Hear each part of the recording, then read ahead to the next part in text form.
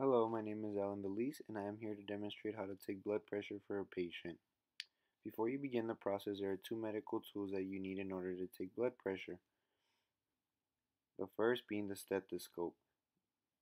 The stethoscope has two parts, which are the prongs and the chest piece or diaphragm. The prong should always be facing forward, not backwards. The next medical tool needed is the sphygmomanometer. The tool consists of the arm cuff, the bulb, and the valve. First of all, the arm cuff has these lines to indicate whether a patient should receive a bigger or smaller arm cuff for their measurements. This gives you the range of if it should be smaller or bigger. Next, the next part on the sphygmomanometer is the bulb, which you use to inflate your arm cuff, the valve, which helps you release the mercury, and lastly, a gauge that gives you the readings for your measurement. To begin the testing process, your client needs to rest on a chair for at least 5 minutes while refraining from nicotine and caffeine for at least 30 minutes prior to the test. Make sure the patient is seated upright with their feet flat on the ground, their back is fully supported, and their arm is at heart level. Next, you're going to want to wrap the arm cuff around the patient firmly and align the cuff with the brachial artery. The arm cuff should not cover the brachial artery and instead should be on top of it. You want to place your gauge, get it ready for the readings. Place the stethoscope chest piece below the antecubital space over the brachial artery.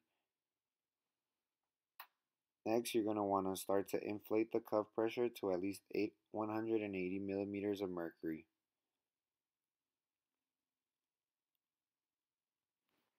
As you are doing this, this will inflate the arm cuff and this will allow you to take the measurement for your client. Slowly release the pressure of the arm cuff to 2 to 5 millimeters of mercury. The first Korsakoff sound that you hear will be the systolic reading. As the sounds quickly fade away, the last sound that you will hear is a diastolic reading. This trial showed that the patient seated down had a blood pressure of 122/80. At least two measurements should be taken on each arm with at least 1 minute apart, and the average should be taken from the different readings. Always remember when recording your readings, the systolic blood pressure is the one that goes first, followed by the diastolic blood pressure. Classifying blood pressure, there are four different types of categories. The first is the normal, followed by prehypertension. The third would be hypertension stage 1, and lastly hypertension stage 2. The table shown gives you the readings for each different type of category. Always remember that even if one of the numbers comes out in any type of the categories, the patient will automatically fall under that type of category.